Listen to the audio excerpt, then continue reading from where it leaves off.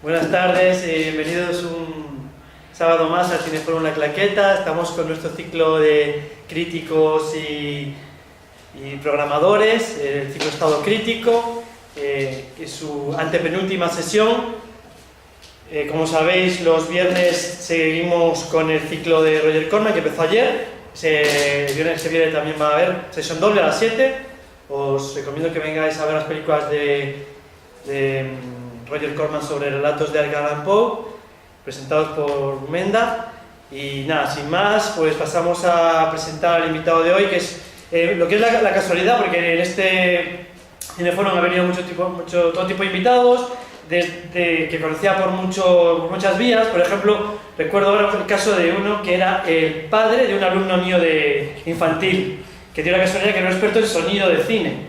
Y pues nada, lo trajemos. Y bueno, el caso de Miguel Fernández de la Valle, que tenemos hoy aquí, lo conocí también un poco de casualidad, porque vino a otra sesión hace mucho tiempo. Recuerdo que fue el primer aniversario de La Claqueta, en otro bar que lo hacíamos en Atomic, y vino un cineasta que nos gusta mucho, Andrés Duque, y bueno, gracias a Andrés Duque nos conocimos y le llevo dando la paliza durante 4 o 5 años para que venga. Al final lo hemos logrado. Ha sido tan amable de aceptar nuestra invitación. Y bueno, nos vas a hablar hoy de las películas de Germán Stelzo, pero una charla que se titula Cine, Tomato, Cine y Movilidad Social. Y un aplauso para Miguel Lavalle. Bueno, muchas gracias por venir, gracias a Jesús. La verdad es que Jesús tiene razón, yo creo que me invitó 3 o 4 veces, pero desde que me empezó a invitar he tenido 2 hijas, con lo cual ya sé que esto igual no es una excusa definitiva, pero siempre aparecía algún motivo por el que no podía venir. La verdad es que es un placer estar aquí y La Claqueta, la verdad a mí me parece un proyecto muy bonito y creo que que es de esos proyectos a apoyar, en el sentido que Jesús durante todos estos años va intentando generar una especie de espacio para encontrarse y hablar de cine, que es una cuestión fenomenal. Por otro lado, pues bueno, qué mejor sitio que este con el calor que hace. Yo creo que debe ser, a la que empieza a salir en las guías de turistas de Madrid, se os va a llenar la sala, porque debe ser de los 10 mejores sitios para estar con 40 grados en el exterior.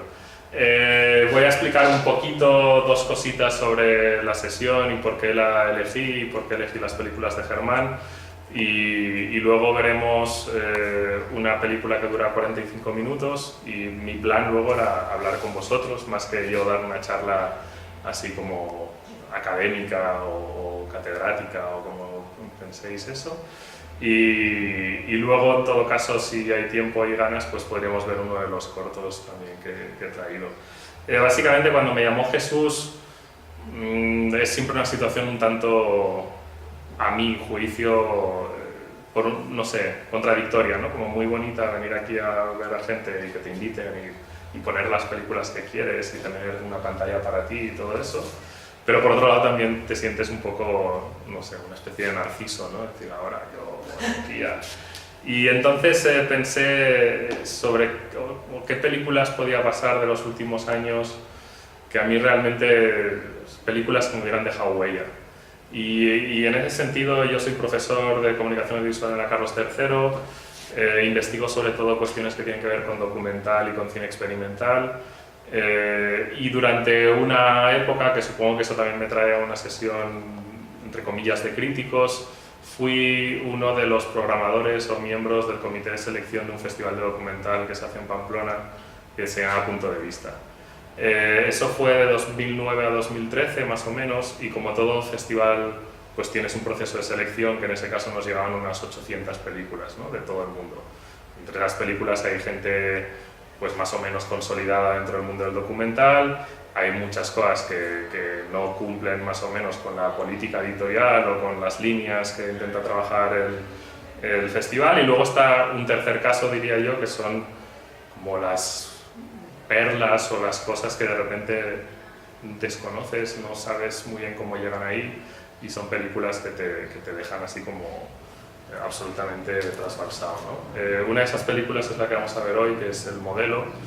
El Modelo es una película realizada por un director argentino de Córdoba, Argentina, que se llama Germán Stelzo, Y Germán Stelzo tiene una trayectoria bastante curiosa. Es un personaje, es un director de cine que empezó de forma autodidáctica a hacer películas a finales de los años 90, año 96 o así.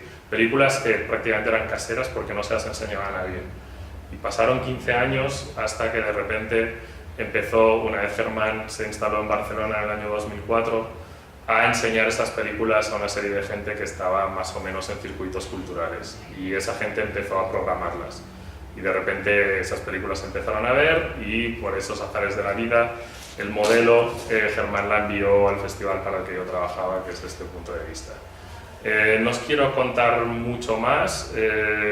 Más allá de eso, los datos básicos. Germán es en ese momento, año 2011 que rueda la película, es un emigrante argentino viviendo en Barcelona. No solo viviendo en Barcelona, sino que, como vais a ver, es un emigrante trabajando en un café de estos de internet, en un sitio, en un centro de estos, pues, donde hay teléfonos y ordenadores para conectarte con internet y todo eso, y decide realizar esta película. Germán es una persona que también nos puede dar 2 pinceladas más, una persona muy intensa, hijo de desaparecidos en Argentina, criado por sus 2 abuelas y que tiene una visión del mundo, bueno, bastante contundente, ¿no? Y quería acabar con lo que me dijo cuando yo le dije que iba a venir aquí a presentar sus películas y le comenté, ¿no? Bueno, estoy muy contento, no sé qué, a ver qué te parece a ti y tal. Y estábamos hablando justo de la última o penúltima crisis argentina, cuando Macri, eso fue como 2 días después de que el presidente de Argentina dijera que necesitaba más dinero del Fondo Monetario Internacional, pidiera ayuda, otra vez la idea de rescatar al país, etc., ¿no? Le dije, bueno, ¿qué tal estás? Vaya desastre, todo va fatal, por aquí también, ¿no? Todas las cuestiones que tenemos políticas que nos han rodeado en los últimos tiempos. En esa época más o menos era el momento de Cristina Cifuentes, con las cosas en Cataluña también pegando fuerte, que es donde yo conocí a Germán, en Barcelona. Y la respuesta de Germán fue: el mundo siempre ha sido un desastre, excepto en las postales evangélicas. Y me parece una buena introducción a lo que es su universo, ¿no? Esa visión de que en el fondo vivimos, y de ahí también el título de esta sesión, esa cuestión de la movilidad social en un entorno donde el conflicto social de alguna forma nos marca, ¿no?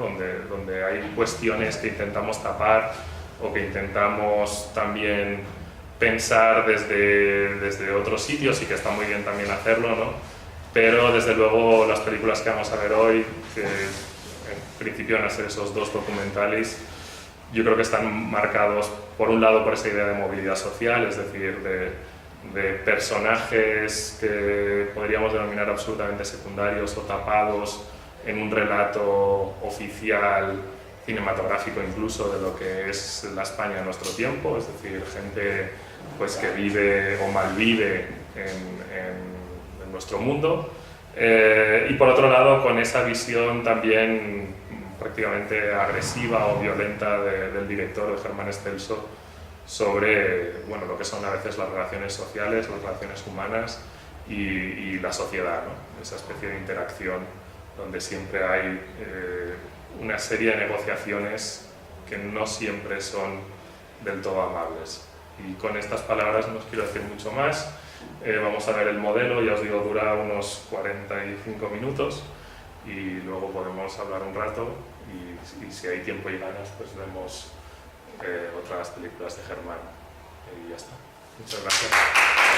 Se llama El Modelo y eso me remite un poco al cine de Bresson, ¿no? Porque llama modelos a los actores. Pero claro, eso yo creo que es un concepto un poco distinto, porque en el caso de Bresson pues buscaba un poco la factogenia, tal vez. Bueno, aquí también, pero precisamente Bresson les decía a los actores que no actuaran, ¿no? Mientras que aquí pues realmente es el mismo, ¿no?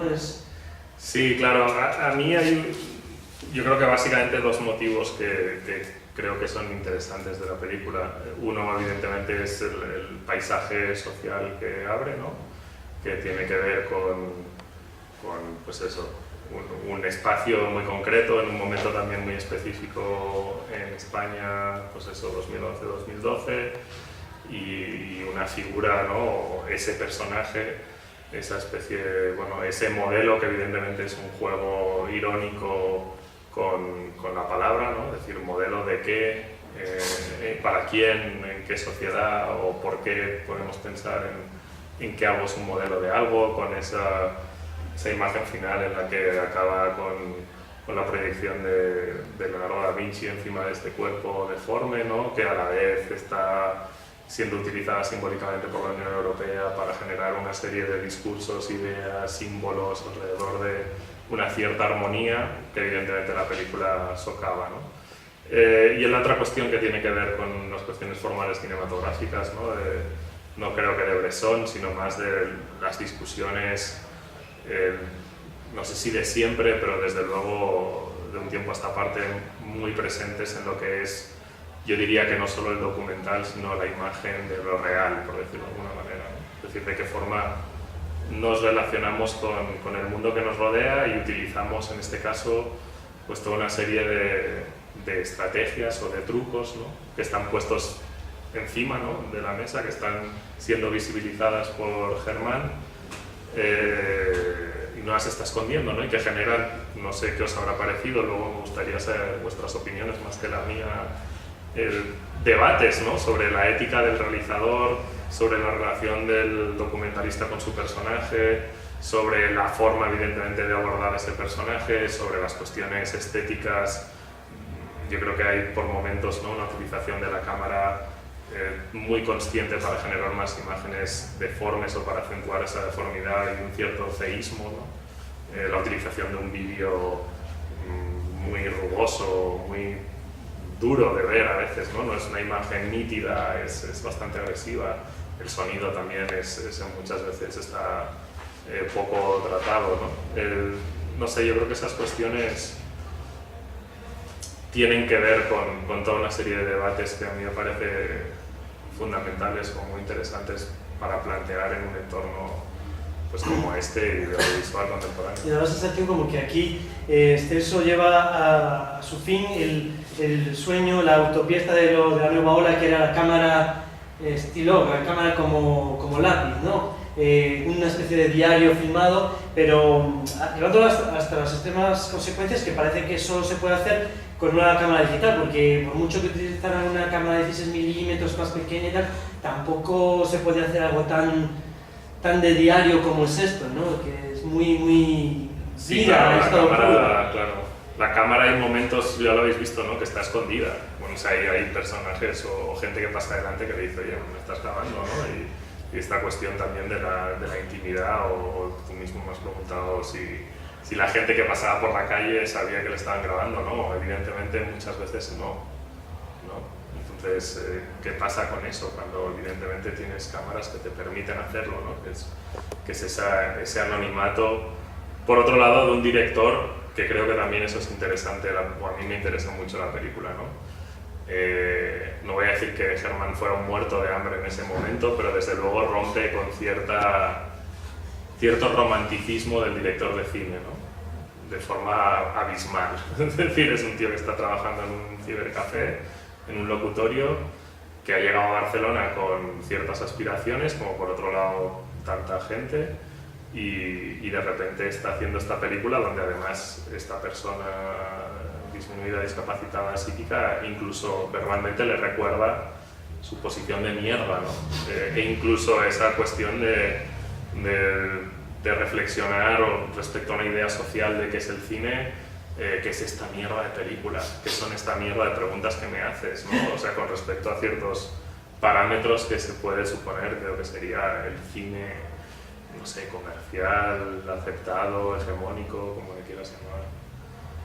No sé qué os ha parecido. Yo, desde luego, venía aquí con la intención de oíros más que hablar yo. No sé, ¿os ha interesado la peli? Sí. ¿Os ha gustado? Nosotros, los que habéis llegado un poco más tarde, yo he hecho una introducción en la que, bueno, básicamente de cómo llegamos o cómo vi yo esta peli por primera vez, que era trabajando para un festival de documental en Pamplona, que es Punto de Vista, Y dentro del periodo del proceso de selección llegó esta película, ¿no? Y el comité éramos 5 miembros, 3 hombres y 2 mujeres, y inmediatamente fue una película que llamó nuestra atención, ¿no? Es decir, también situaros que era eso 2011, 2012, que la crisis se estaba pegando de una forma muy radical. Y por otro lado, porque evidentemente la película yo creo que nos suele dejar indiferente, ¿no? Entre nosotros hubo, por ejemplo, un debate bastante intenso entre las 2 miembros que eran mujeres y los hombres, porque, por ejemplo, es una película tremendamente masculina, ¿no? Entonces es muy agresiva, hay una interpelación o una alusión continua a cuestiones sexuales, desde una heterosexualidad masculina muy agresiva, ¿no? Entonces eso nuestras compañeras de comité juzgaron que era que era algo que a lo mejor hacía que la película no tuviera que ser seleccionada, ¿no? Es decir, que era una película violenta, incluso que a ellas les había ofendido por momentos, ¿no? Bueno, la película pasó por el festival, ha más o menos circulado por distintos festivales y en el festival fue una película también con bastante polémica, es decir, hubo gente que se quejó, que se enfadó incluso por pensar un poco lo que os decía antes, ¿no? Que la posición del director es muy poco ética, que se está aprovechando del personaje de Jordi, que está ahí como urdiendo, no sé, una especie de trama para su propio beneficio, ¿no? Cuestión que evidentemente de nuevo volvemos al documental, es decir, eso siempre es así. Es decir, cuando Flaherty iba a rodar a Nanook no es para salvar la vida de Nanook o del pueblo esquimal, o no solo, ¿no? O de ilustrar eso, es decir, siempre hay una cuestión evidentemente de una cierta utilización de la cámara con un fin propio, ¿no? Que por otro lado está aquí ejemplificado o puesto de manifiesto esa relación mercantil incluso a través del pago de monedas y de cervezas, es decir, eso es transparente, ¿no? No hay ningún intento de esconderlo, ¿no? Y bueno, eso generó, ya os digo, bastante polémica, ¿no? Y por otro lado esa cuestión, creo yo, de una visión, en este caso de una zona de Barcelona que es más o menos el barrio de Sants, que evidentemente no salen las postales turísticas de Barcelona, y esa especie también de microcosmos de lo que es el cibercafé, ¿no? Esa especie de universo contenido en un espacio cerrado, un espacio feo, en el sentido de, no sé, como improvisado, ¿no? Con unas tarimas, unas separaciones, que se supone que la gente va ahí para tener cierta intimidad, pero evidentemente es un sitio muy poco íntimo y que tienes ahí como una especie de acceso a un mundo o un universo, ¿no? que es tremendamente heterogéneo, pero también ves perfectamente o percibes cierta tensión, ¿no? Es decir, los chicos ahí adolescentes jugando a sus juegos de guerras y no sé qué, la chica que está teniendo una especie de chat sexual y enseñando sus pechos con encima una esvástica, la gente que va a llamar a sus familias que viven a miles de kilómetros y que no han visto, todas esas pantallas, ¿no? Está todo economizado además, ¿no? De cuánto la conversación, cuánto tiempo llevan hablando con alguien en Colombia, cuánto tiempo ha gastado, que no sé qué. Y como esa economía casi, no sé, de una escala muy, por otro lado, muy humana, ¿no? A mí también era una cosa que me interesaba mucho, decir, bueno, esto no te está hablando de las grandes películas, las grandes ficciones, incluso las ficciones con toda la buena fe que pueden acercarse a hacer un retrato social de lavapiés, ¿no? Es decir, no, bueno, la migración, tal, que están plagadas muchas veces de un cierto buenismo, ¿no? Aquí no, o sea, aquí está todo, no sé si queréis decir... No, pero también en ese sentido hay una cosa que más de igual a igual, ¿no? Porque en ese buenismo que dices tú, también hay un punto de que el cineasta está por encima, entonces que ahí los dos se insultan y se llaman cabrón el uno al otro. Tampoco es que sea, eso en cierto sentido lo veo bien, que vale, que el otro es... Que se también... insulten. Sí, no, prefiero que ninguno de los dos es bueno, los dos son unos No, cabrones. claro, sí, eso es verdad. En eso tienes razón, que la relación, aunque evidentemente está claro que Celso es el que está haciendo la película, ¿no? Y por lo tanto es el que va a cortar esto para que luego esté hecha así. Sí, es una relación en un punto muy de tú a tú. Bueno, pero que intervenga más gente, ¿no? Que estamos aquí... No sé, como queráis, yo puedo seguir hablando de mi fascinación, mi interés por la película, ¿no? Yo creo, eso, parte de mi investigación, que es sobre documental y documental contemporáneo español, y ahora mismo cuestiones que tienen que ver también con migración y demás, al ver esta película me interesaba mucho también como contrapunto con lo que son, por ejemplo, las imágenes de los medios, sobre todo informativos, ¿no? Donde en el fondo la imagen o las ideas o los reportajes que aparecen, muchos de ellos son un poco, no sé cómo decirlo, o victimizan a ciertos grupos sociales, no solo los emigrantes, sino también los discapacitados, o si no, no sé, caen en una serie de lugares comunes con respecto a una idea de lo que es la normalidad, ¿no? Como una especie de abstracción que es más o menos, supongo yo, estadística, ¿no? Es decir, qué es lo normal y qué es lo que se supone que hace la sociedad en España y cómo los discapacitados pueden acceder a ser considerados personas normales, ¿no? Toda una serie de discursos que para mí muchos de ellos son muy paternalistas, ¿no? Y aquí no, o sea, aquí el propio Pasarín, el propio modelo, desde el principio dice, ¿no? Que él pues cobra la pensión, que no tiene ningún interés en cobrar, que por otro lado, o sea, hay dentro de... No sé qué os ha parecido, por ejemplo, el personaje, ¿no? De Pasarín, porque es un tío que a ratos cae muy mal, o sea, es un tío muy desagradable, pero por otro lado tiene este humor, que es un humor, por otro lado, también agresivo, ¿no? Continuamente, un euro, no sé qué, nada.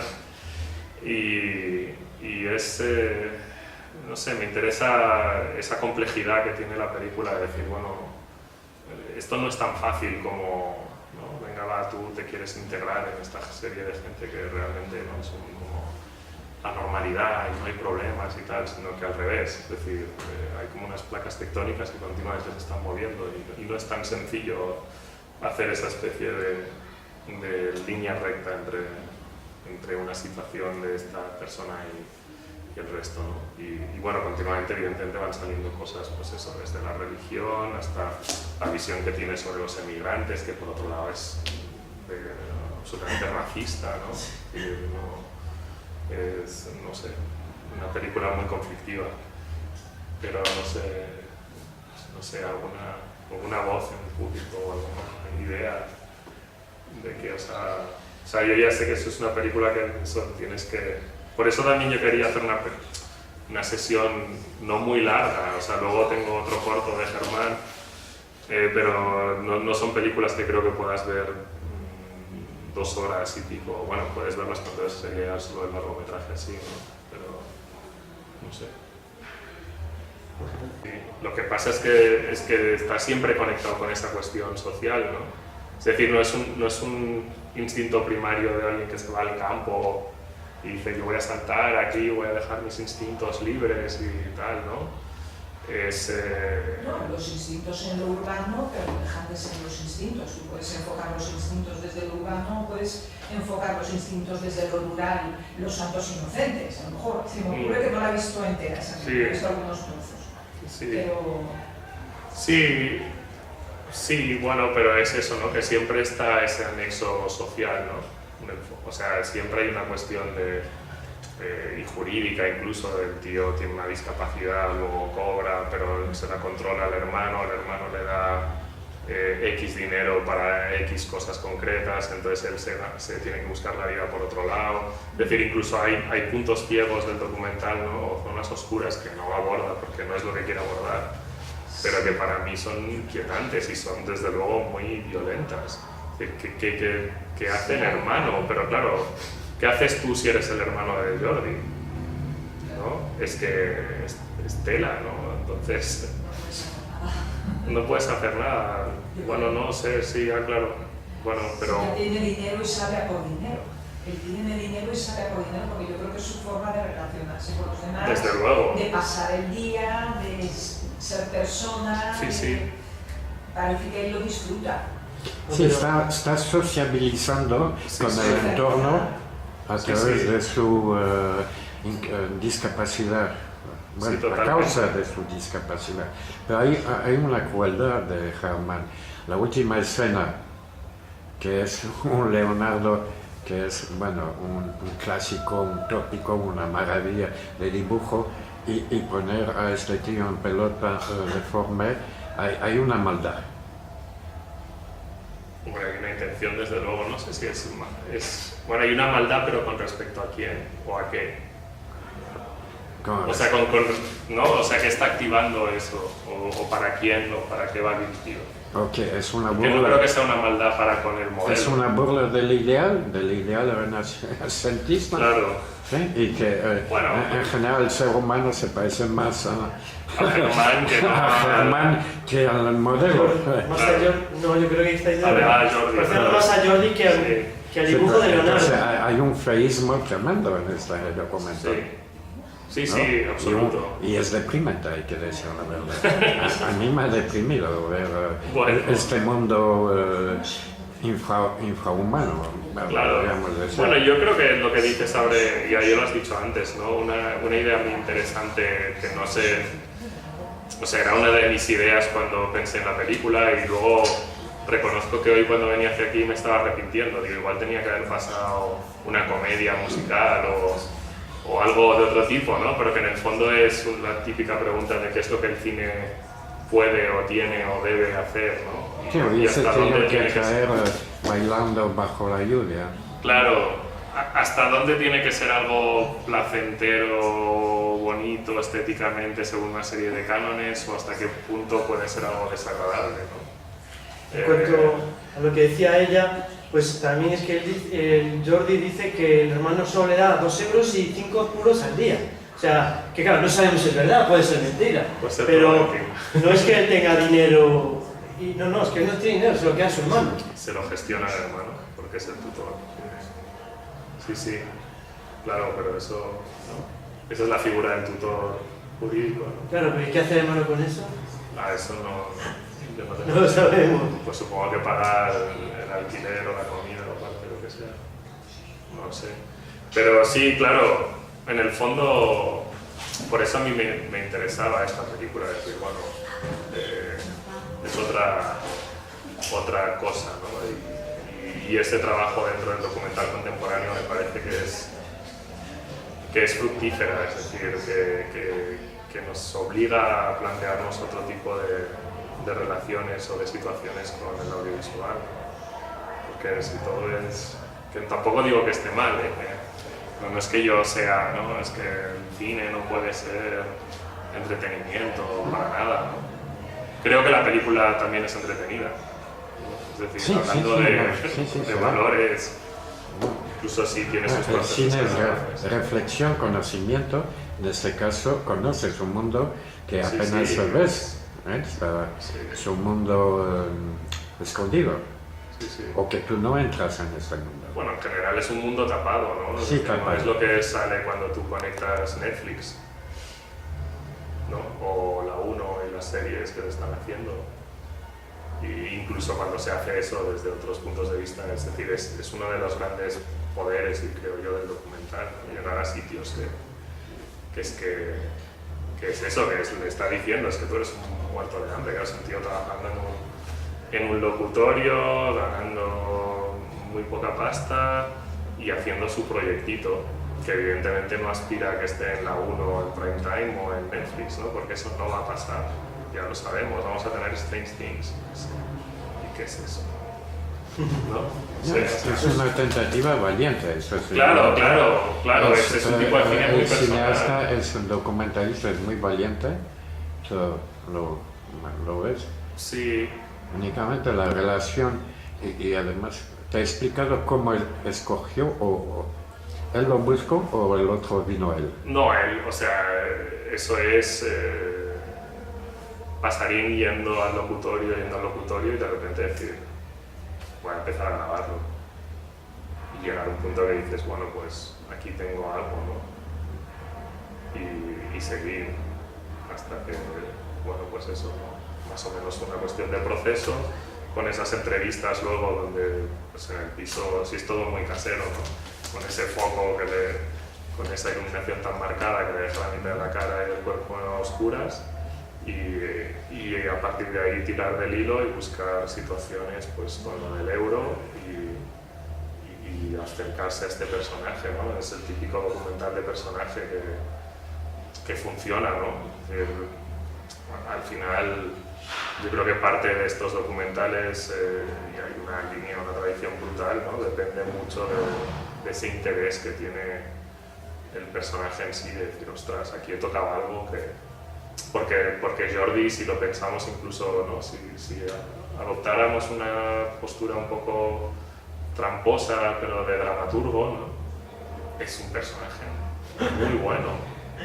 O sea, es decir, es un tío con muchas aristas, con humor, con cierta agilidad, lo que tú decías, ¿no? Hay ratos que de repente pues, empieza a hacer juegos de palabras, evidentemente tiene una serie de recursos como todos los cómicos, ¿no? En su caso es tu tía en pelotas, o sea, tiene una serie de muletillas, pero es bueno explicando ese tipo de cosas y tiene lo que decías también, ¿no?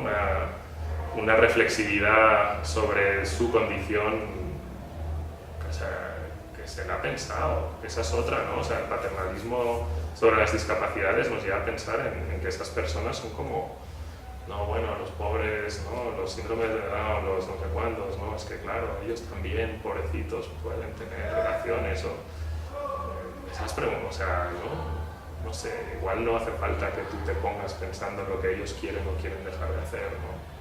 Porque en este caso está clarísimo, o sea, tienen muy claro todos los mecanismos y dispositivos de la mendicidad, de cómo generar tristeza o una serie de mal rollo en la persona que lo está viendo. Tiene clarísimo todo ese dispositivo hipócrita alrededor de dar un euro y entonces ya eres mejor o peor persona. Tiene todo eso clarísimo, ¿no? Entonces, eso es como una especie de hallazgo de la película de Germán, gracias a evidentemente la capacidad que tiene Pasarín, ¿no? De pensarse. ¿Encuentras, bueno, sabes si, ya que enseñas cine, sí. alguna filiación, alguna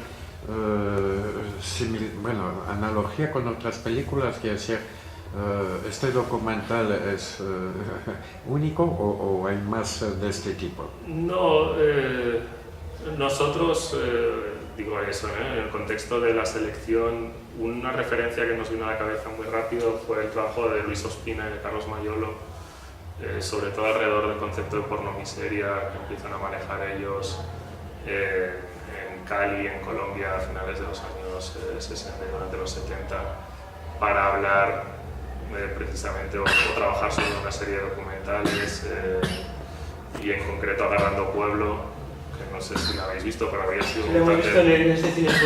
pues habría sido maravilloso proyectarlas juntas. Agarrando Pueblo es un falso documental, ¿no? En el que Ospina y Maiolo lo que proponen es hacerse pasar como documentalistas colombianos a cargo o pagados por una televisión alemana, que tienen la misión de recoger las imágenes más humillantes, o sea, hacer como una postal de lo que es Colombia, pues eso, alrededor de los años 70, a través de imágenes de la miseria. Es decir, esta idea del tercer mundo, ¿no? Y entonces es un falso documental donde ellos van con la cámara y entonces dicen, para, ahí hay una puta coja, no sé qué, vamos a grabarla. Se van a una fuente y entonces hay unos niños medio desnudos y entonces les tiran monedas a los niños para que se tiren a la fuente. y todo eso lo ruedan, ¿no? Entonces es esa idea de denunciar el discurso oficial o hegemónico y utilizar el cine para reflexionar sobre esa organización de sentido, de codificación del mundo a partir del uso de imágenes que construyen una serie de imaginarios sobre ciertos lugares, ¿no? Entonces yo creo que ese vínculo sería de los más claros, ¿no? Yo también te quería hacer preguntas sobre, ya que estamos en el ciclo de críticos y programadores más generales sobre tu carrera, pero si quieres vemos primero el corto. Como quieras, puedo hablar de mi carrera. Mi carrera no sé si es muy interesante, pero... No, pues vemos el corto y luego Vale, pues vemos el corto. La segunda película que yo había seleccionado de Germán, bueno, había seleccionado la tercera, pero creo que no hace falta ponerla porque es mucho más larga. Es un cortito que se llama El engaño. Y no os voy a contar mucho, vais a ver que tiene el mismo tipo de relación y de dispositivo, en este caso con un personaje andaluz que vive en Barcelona, y es más una especie también como de borrador del modelo, pero sí que va en la misma línea. Es un corto de unos 15 minutos, dura 15 minutos, está hecho en 2009, y también parte de esta relación íntima o de proximidad entre el director y el personaje, ¿no? Que vais a ver en qué clave se debate, ¿no? Es una especie decía un amigo, ¿no? Como una especie de la otra cara de la moneda de lo que solía pasar los que seáis más mayores como yo con Crónicas Marcianas de Telecinco hace 20 y tantos años ya, ¿no? Esa afiliación que tenía la telerrealidad o los programas de entretenimiento por personajes frikis, personas, pues eso, prácticamente subculturales, dejadas de la mano de Dios, etcétera, y que salían ahí en prime time con Boris Izaguirre haciendo, yo qué sé, tonterías o malabares o riendo, y aquí es como la aproximación a lo que sería la trastienda de esos personajes, ¿no? Entonces, bueno, pues vamos a ver. Es distinto tanto la imagen como también el tono. Sí, exacto. Sí, es verdad que tiene algo de comedia, ¿no? Es como una especie de Hitchcock que se vuelve una comedia absurda, ¿no? Y por el camino, claro, a veces es que este personaje, ¿no? Absolutamente dejado de la mano de Dios, este hombre, ¿no? Que vive solo. En el fondo son películas también lo decíamos antes, ¿no?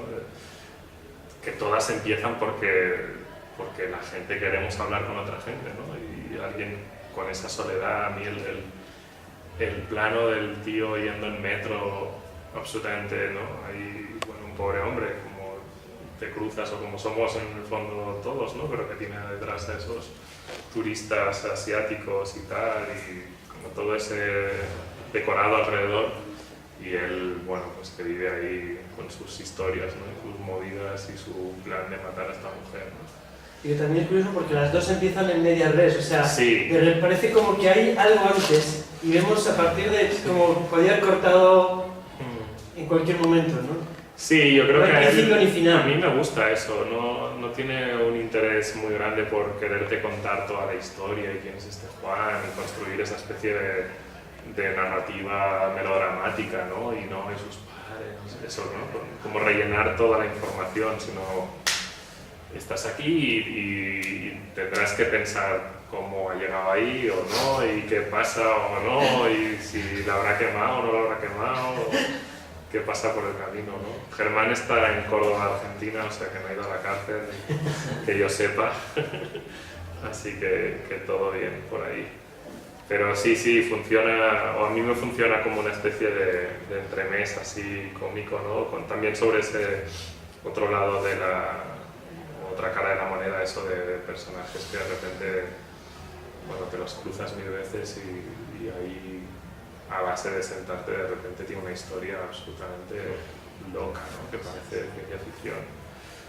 La tercera película que os quería haber puesto, pero es que dura hora y pico y quizá en otro momento, que se llama La sensibilidad sobre sus dos abuelas, y es una cosa bastante más personal porque la crearon sus dos abuelas, una que es de origen, digamos, socioeconómico bajo, y la otra es más rica, ¿no? Y una es blanca, rubia, y la otra es pues medio indiana, así, y bueno, es una película también bastante tremenda, ¿no? Mucho más personal sobre eso, sobre dónde viene este cineasta. Pero dime. No, te quería preguntar por el título de la sesión, lo de Tomato Tomito. Bueno, ya, sí, pues eso, es que soy muy malo poniendo títulos y no sabía exactamente cómo, o sea, me parecía que era muy aburrido poner, ¿no?, cine y movilidad social o las películas de Germán Stells no, y hay una cosa de esa canción que, como sabéis, es una canción... Louis Armstrong y... Bueno, yo sepa, originalmente sale clásico, cantada por, ¿no?, Fred Astaire y Ginger Rogers en esa secuencia que ellos patinan. Es una secuencia maravillosa en la que ellos se ponen unos patines y acaban bailando claqué mientras cantan la canción que es Let's Get the Whole Thing Off o algo así. Hay muchas versiones, eso hay muchísimas versiones, ¿no? Y ellos van diciendo, ¿no?, según los acentos y los modismos anglosajones, ¿no?, tú dices, o a ti te gusta el tomato, a mí me gusta el tomato, a ti te gusta el potato, a mí me gusta el potato, ¿no? O sea, maneras diferentes de decir la misma palabra. Y me hace gracia, siempre he pensado que me hacía gracia,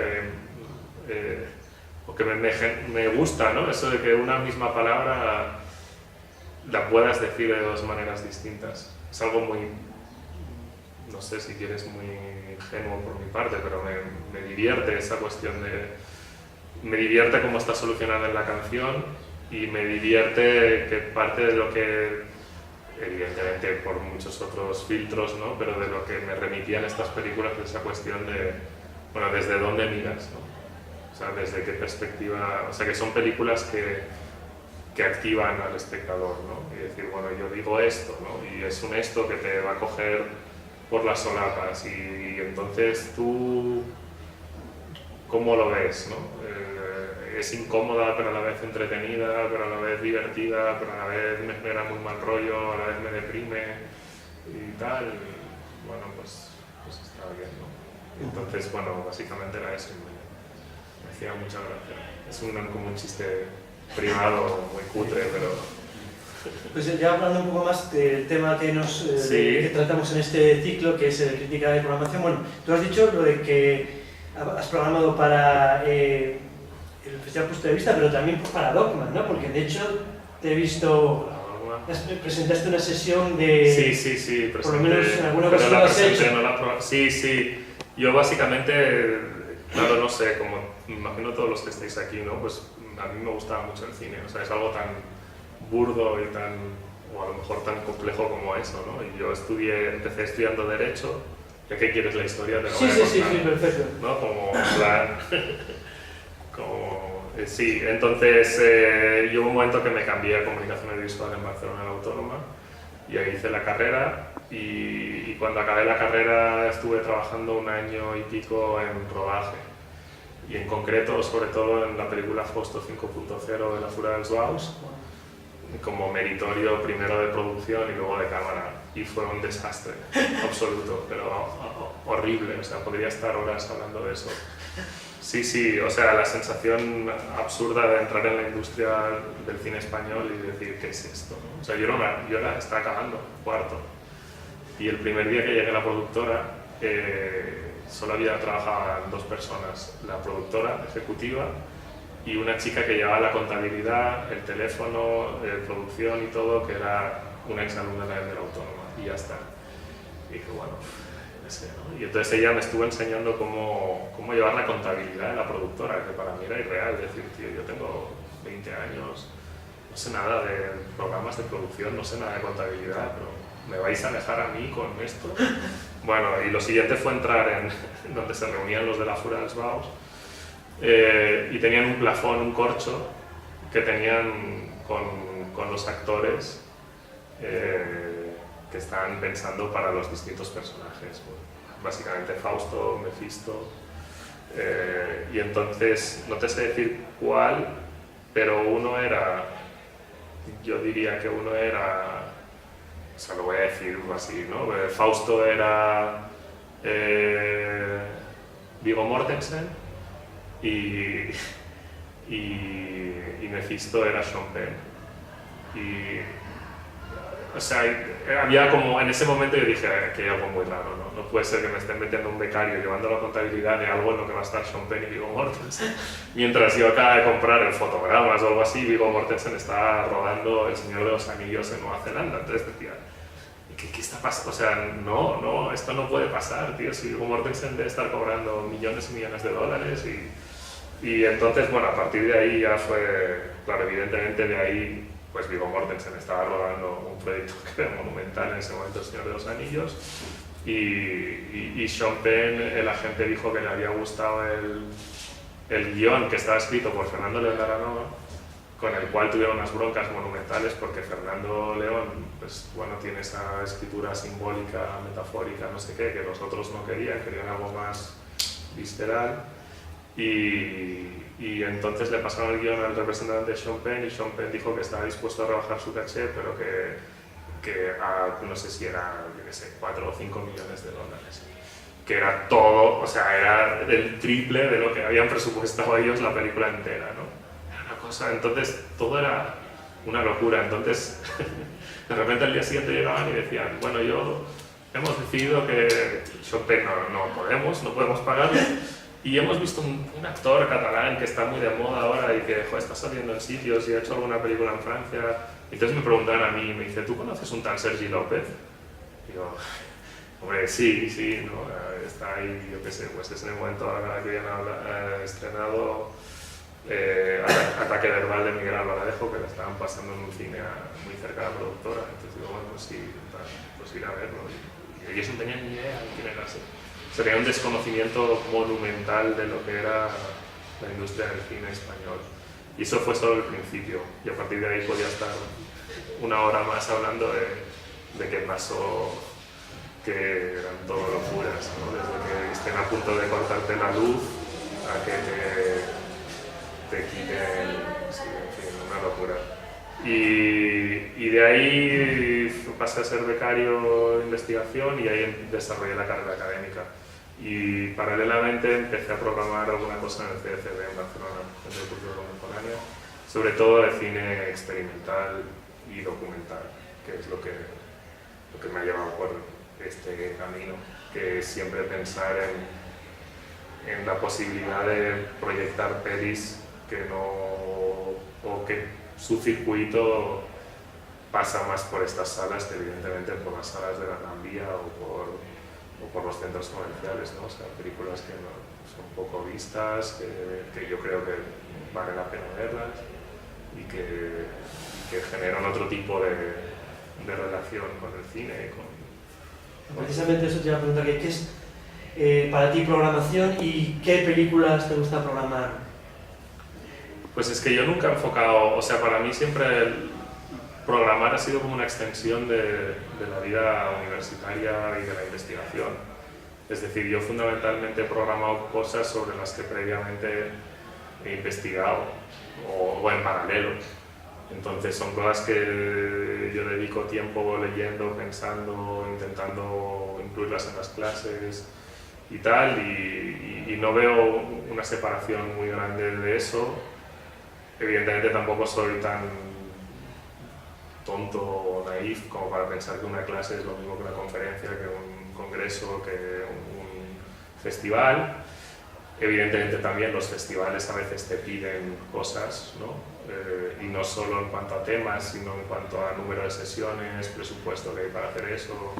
Es decir, hay una serie de componentes que van a marcar qué puedes poner o qué no. Pero siempre lo he visto bastante integrado, entonces a mí me gusta, o sea, soy muy ecléctico, heterogéneo y fundamentalmente sí que me gusta mucho programar el cine experimental y cine y documental, el experimental, porque incluso cuando yo empecé con todo esto es que evidentemente ya eso es de abuelo cebolleta, ¿no? Pero no había YouTube, no existía, ¿no? O sea, eso es en el año 2000, ¿no? Pues todo eso, lo que sabemos ahora o lo que hay, el acceso era mucho menor. Entonces incluso programabas o tenías acceso a muchas cosas que es que o las ibas a ver a una sala o no las ibas a ver nunca más, sobre todo eso, el cine experimental. Y lo otro que me gusta es el cine de entretenimiento, fundamentalmente la comedia. Entonces también me gusta, y el cine español por una cuestión de cercanía español latinoamericano. Es decir, yo en eso sí que no intento ser honesto conmigo mismo, no sé de todo. Yo no te puedo hacer un ciclo de cine japonés. Bueno, sí que podría, pero sería un poco fraude. O pasaría lo que pasa casi todo, no sé, el ABC, ¿no? O no sé, o de cosas así, algunas cuestiones que paséis vosotros, pues hombre, yo me las conozco como cinéfilo, pero no me considero experto, ¿no? Entonces no... Y no sé si te ha coincidido en el punto de vista de la época esa que hubo... ¿O tienes alguna anécdota para contarnos? Porque Juancho, los hechos que nos contó algunas cosas que yo no sabía. Bueno, era el director, o sea, más que lo que os pueda haber contado él, no puedo contar nada. No sé, o sea, claro, nosotros pasamos 4 años trabajando en Punto de Vista y el tercer año fue la crisis dura con el festival que hizo que ese año no hubiera festival, segundo o tercer año. Y eso fue un mazazo porque de repente estábamos ya en proceso de seleccionar y se paró. No es una anécdota nada divertida, es decir, eso fue muy duro y yo creo que aprendimos mucho de la, no sé cómo decirlo, de cierta, no sé, de cierto carácter etéreo de la programación cultural cuando depende de dinero público o privado, lo que sea, ¿no? Porque empalmamos varias cosas donde había varios amigos trabajando en otros proyectos y se fueron algunos a la porra porque de repente la Fundación Mafre de un día para otro decidió que pasaba de tener un ciclo de cine o un festival y de repente ahí ves, ¿no?, que los proyectos a largo plazo, claro, yo trabajo en la universidad, entonces la universidad, pues para lo bueno y para lo malo es una institución centenaria, ¿no? Entonces, como que evidentemente es sometida a muchísimas cuestiones, pero la institución en sí no tiene ese recorrido. Los festivales de cine muchos no, y otras cosas tampoco. Entonces, en este contexto, por ejemplo, que tú te has esforzado durante 5 años, poco te tengo que contar yo o explicar o enseñar de lo que cuesta levantar esto semana a semana, ¿no? Y tú lo haces sin dinero público, o sea, es que es una especie de milagro. Gracias. No, es verdad, es que no... Entonces, bueno, lo otro, sí, yo creo que aprendimos a no ser tan ingenuos, ¿no? A no creer que el dinero crece en los árboles, que tampoco es que lo creyéramos, ¿eh? Pero que de repente decías, ostras, ¿no? Pero creo que eso pasó a muchísima gente en ese momento, ¿no? Y la gestión cultural pues también tiene un recorrido que es el que es, ¿no? Volviendo a lo del modelo, o sea, tampoco te puedes engañar, es decir, es que soy director de documentales y la voy a petar, ¿no? O el otro cine español va a ser lo que va a cambiar este país. No, o sea, y está bien que tampoco sea así, o sea, hay que ser más humilde o más proporcionado, ¿no? En fin. También te quería preguntar, porque en este ciclo que, bueno, humildemente porque lo he programado yo, hemos intentado, creo que está bastante bien que se ve todos los ámbitos de la crítica y la programación, desde el periódico, crítico de periódico, el crítico más de revista especializada, el programador y lo que no sería tanto crítica sino análisis fílmico más académico, ¿no? Tú como eres más del mundo académico, me gustaría que a lo mejor nos puedes explicar un poco la diferencia entre un crítico de periódico de aquí te pillo, aquí te mato y alguien como tú que puede escribir un texto como más... Claro, hay un colega que dice, colega profesor universitario, que tenía siempre la frase o la sentencia de un crítico ve 1000 películas una vez y nosotros vemos una película 1000 veces. Y creo que eso parcialmente resume la diferencia. Es decir, yo no puedo, por una cuestión de cómo trabajamos y las diferencias que existen con la crítica periodística, yo no puedo seguir la actualidad al mismo nivel, ni lo pretendo. Yo no voy a los festivales, yo voy a congresos académicos. Entonces la relación con el objeto, ¿no?, que se llama igual, que es cine, es muy distinta. Y eso a veces yo creo que no es difícil explicarlo o entenderlo, ¿no? Yo creo que un crítico está muy bien, pero bueno, ahí hay una cuestión que ellos tienen un problema, ¿no? O la gente que se considere crítica cinematográfica a día de hoy, o los críticos tradicionales, que es todo lo que ha pasado con las nuevas redes y con el cambio de negocio en el periodismo en general, ¿no? ¿Dónde está la crítica cultural en un momento en que cuando tú vas a ver una película, quizá antes ves si Rotten Tomatoes o IMDb le ha puesto 7,9 o 9,2, que no te vas a leer una crítica, ¿no? O vas a hacer las dos, pero ¿y qué vas a consultar? ¿O vas a hacer un blog? Pero eso no, yo lo pienso, pero yo no participo de eso, ¿no? Y nosotros tenemos, o yo, o la gente que trabajamos en la academia, un recorrido distinto, ¿no?, en el cual tú puedes hacer investigación sobre periodos históricos, no necesariamente estás ligado a la actualidad, y luego pues escribes artículos de 15, 20, 30 páginas que el enfoque es también académico, con lo que se supone que hay una cuestión de que el conocimiento o estás investigando para que eso o sea, no sé, como que tus interlocutores también son distintos, aunque cualquiera puede comprarse, ¿no? Y yo creo que en España eso tradicionalmente ha estado muy unido, es decir, gente que escribía crítica cinematográfica en revistas y en periódicos son los que han accedido muchas veces, por un lado a publicaciones de referencia, pero por otro lado también a la universidad, por cómo se gestionaron los estudios de comunicación en España, ¿no? Y ahora yo creo que eso sí que ya no pasa.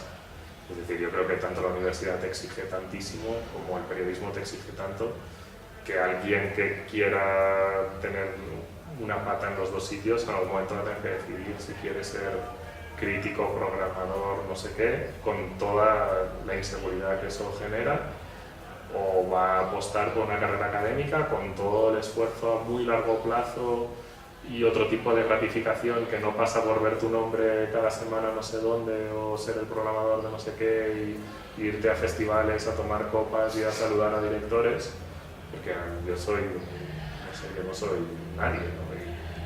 Y bien que está, ¿no? O sea, no pretendo ser esa persona que está en contacto con esos, ¿no? Entonces, bueno, ahí hay muchísimos tipos de cosas distintas, ¿no? La forma de escritura, yo no tengo que titular en el sentido de generar destacados. Ellos no tienen por qué utilizar una bibliografía referencial en la cual estás conectando con gente que ha estudiado eso antes. Es lo que te digo, que son distintos enfoques sobre un mismo campo, ¿no? Y luego está la industria, que eso ya es... Porque también la industria creo que cada vez más tiende a pensarse a sí misma, ¿no? A generar documentos continuamente que están guiando ya las interpretaciones sobre la industria, ¿no? Y bueno, en fin, esa es mi forma de verlo. Más preguntas, comentarios. Acaba de llegar una amiga que no te voy a hacer hablar, pero es que es directora de casting, entonces ella podría hablar muchísimo más de algunas de las cosas que hemos hablado que yo. Es que no he llegado justo a 5 minutos, me ha gustado. Otro día, Mireia. Sí, yo trabajo dentro de trabajar en el análisis que hace el análisis clínico y yo trabajo. Ella me pasa los detalles, así que luego, yo no puedo contar porque no soy un periodista de esto, pero sí. Bueno, pues el